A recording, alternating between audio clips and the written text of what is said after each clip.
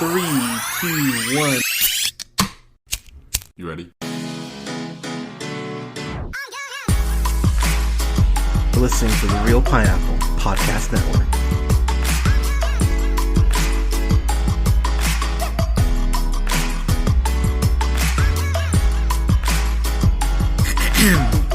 Good evening, everybody. Thank you so much for listening. This is the Real Pineapple. This is your humble host, Hunter, here. Hope you're all having a great night so far. This is day 8 of our Real Holiday series. Got a review here from the Simpsons season 9, episode 11 episode, Miracle on Evergreen Terrace, which, in my humble opinion, is one of the, I'd say, easily top 15 best episodes of The Simpsons ever. I absolutely adore this episode. So, the plot, very basic. We catch up with The Simpsons at Christmas time. It starts off with a hilarious gag of Homer driving with Marge to the Try and Save to go ahead and get gifts for everyone. And the heater's not working, so he kicks it and snow comes in from outside. I got a very hard laugh out of that. So Homer and Marge go ahead, get presents. Homer does something that I have to admit was kind of brilliant, because Marge asks him, why do you always wait so late to go ahead and get Christmas presents? And he talks about it's just fun. And he goes ahead, goes to the store, pretends that he works there and says register 9 is now open. People start scanning the stuff, and then he just grabs their shit and leaves. So I love the fact that the episode doesn't really touch on the fact that Homer just stole, hundreds of dollars worth of stuff. But, whatever. Simpsons. But we go ahead and catch up with the family. Homer is decorating, which leads to a great gag of him falling off the roof. It's very classic Simpsons. And I really think that people, I don't even want to say are harsh to it, but I think people forget The Simpsons was really consistently great for almost like the first 11 seasons of the show. It's an incredibly well written show, and it just kind of blows your mind when you look at how consistent it was. Obviously, it's very greatly in quality over the last 20 or so seasons, but the fact that we got I'll say even 12, we'll say 12 really brilliant years of great television from one show. That's really only something we're getting from It's Always Sunny. I think you can have that conversation with Bob's Burgers too, but there aren't a lot of shows that have been on the air so long that have been able to go ahead and be so consistent. I would say Brooklyn Nine-Nine's in that group as well, but the list of shows that hit that level, it's a really small, really unique group of shows that are able to do that. But we pick up there's this part where they're sitting around the tree, everyone's kind of shaking their gifts except Marge, and Marge goes ahead and tells his family 7 a.m. that's when we're waking up, we're gonna have a Christmas together for once. And that is something I will say for myself, growing up as a kid. That was something my parents were always like, don't go downstairs, stay in bed or what have you. I would go downstairs and have cocoa in the morning and wake up on Christmas Day, but that was always a thing. We should do this as a family. And so it always made sense to me as a kid. I'd always get excited, but also I was like, I can wait another day. I've waited this long. But because Bart is Bart and he can't help himself, and I will give Bart credit. And first off, to give Marge a little more credit, she took everyone's alarm clock so they couldn't set their alarms for earlier than 7, which I thought was pretty clever. It's it's so funny but so sad. Marge saying we're gonna do this together as a family, and they cut to Grandpa outside, and he's like, "Is anyone home?" And Homer closes the blinds. I got a really hard laugh out of that. They're so mean to Grandpa. It's really quite fucked up, but it always makes me laugh. But we get and I gotta say too, this is pretty clever on Bart's part, because Bart is an asshole and he can't help himself. He goes ahead and drinks 12 glasses of water before bed so he can go ahead and wake up earlier than 7 a.m., which actually works, which it was something I didn't even think about. I'm like, you know what? That's actually pretty clever. Like as evil as Bart is.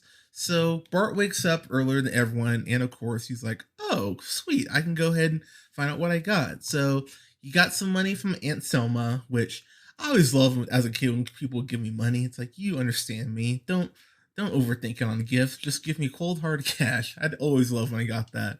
But Bart gets his main, presumably is his main gift, this fire engine with an actual working hose, and he's driving it around, knocks over the nativity scene, but then accidentally goes ahead and gets water on the electrical outlet, burns down the tree, burns down all the presents, and so now Bart is incredibly screwed.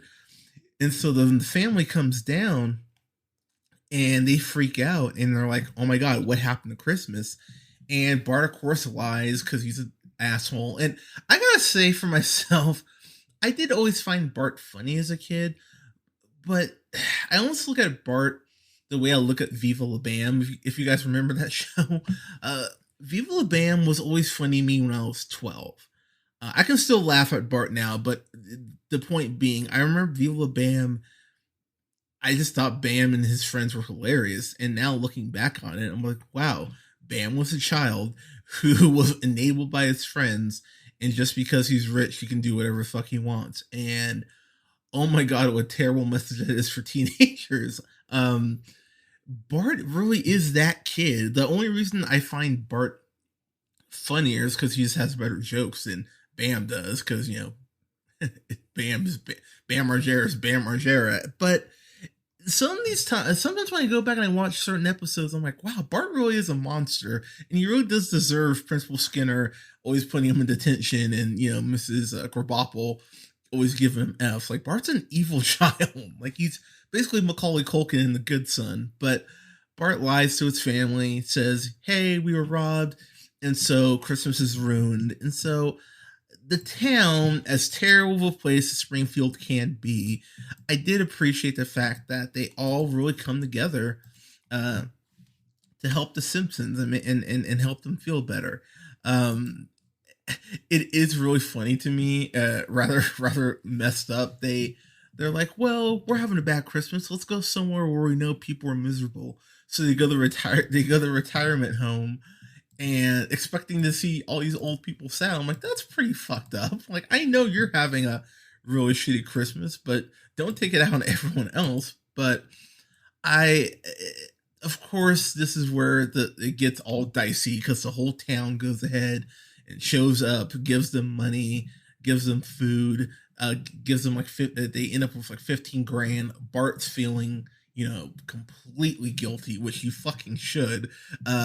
This is one of those times where if you're a kid, and I know not everyone has a super clear or super good conscience, but man, this shit would be tearing you apart. Like, it's when he meets those kids. I can't remember the Patches. Patches is the boy, and the girl's name is Poor Violet. I remember finding that shit so funny. This is such a dark episode because they have children, these kids from this orphanage going to give Bart their final dollar. It's like, oh my God, this is incredibly bleak.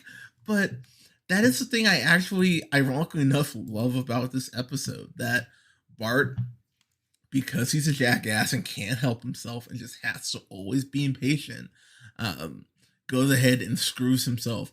And not only screws himself, but then once he brings the family in on the lie by this interview that they have with Kent Brockman, who I just have to say, I wish there was a local news person here in Reno who was our Kent Brockman. If I wish Kent Brockman was real. He's wonderful.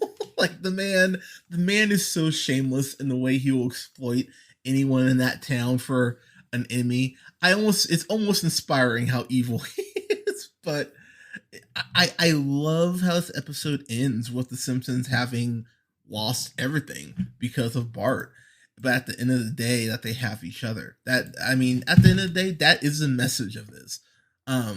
Again, my biggest complaint about this is that while Bart ends up getting choked out by Lisa, which is one of the Just one of the funnier moments, maybe in this whole season for me, is when Lisa starts choking Bart when he admits that he lied, and Homer goes, "Lisa, no, your arms aren't strong enough," and then he starts choking him. I'm like, holy crap!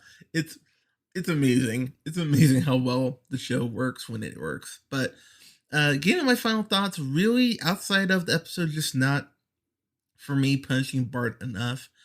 That's really my only gripe. But I mean, the show doesn't punish. Well, the show kind of punishes Bart. But yeah, I was a little irritated by that. But everything else hits so well. Just seeing Homer screw up destroy their new car, seeing a car and ice explode like in an action movie, that gag alone, I was like, this is fucking amazing. But absolutely love this episode. It's a solid A for me. This is one of my top 3 episodes of season 9. I love this episode. I think my other ones would be, let me think.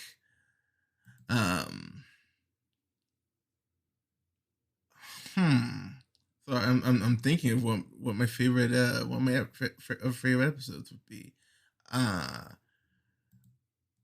love the Telltale Head. That actually would probably be my second one, and then my first one would probably be Homer's Odyssey. I absolutely love that one. I love that episode. But yeah, everyone, what are your favorite your favorite episodes from season 9? I'd love to actually hear that. The Simpsons is one of those shows I would love to review. It would just be, that's just such an overtaking. It's how many seasons? Like 32 seasons. It's a lot. But wait, 30. Yeah, so they're coming up on season 32. Good grief. Yeah, that's a lot. That's a lot of TV. But what you guys think of this episode? Is this in your top 3 for the season? Is it in your top 15 ever for Simpsons episodes? Let us know. You can go ahead and like us on Facebook, both our pages on Facebook. You can like us at The Real Pineapple. You can like Real Pineapple Games. Both of those on Facebook. Going to be streaming some games here soon. You can go ahead and follow yours truly on the Twitter at JHunterRealPineapple. You can follow Scott on Twitter at Nearman1st. And don't forget to like, share, and subscribe. You can find us on Apple and Google Podcasts, Podbean, Stitcher, and iHeartRadio, Spotify, and iHeartRadio, Stitcher Radio, and Amazon Music and Tune Up. We're gonna have other reviews coming up here soon. I'm gonna get to the Queen's Gambit here soon, and I'm gonna have a full review of The Mandalorian once that's over. Spoiler alert, I am loving where it's at so far. I will say that much. And we'll have some other Christmas reviews coming up here soon, including Elf, Die Hard, and Nightmare Before Christmas, because I am counting that as a Christmas movie. Don't at me. Everyone, please stay safe out there. Please take care of each other. Wear a mask, and we'll talk to you soon.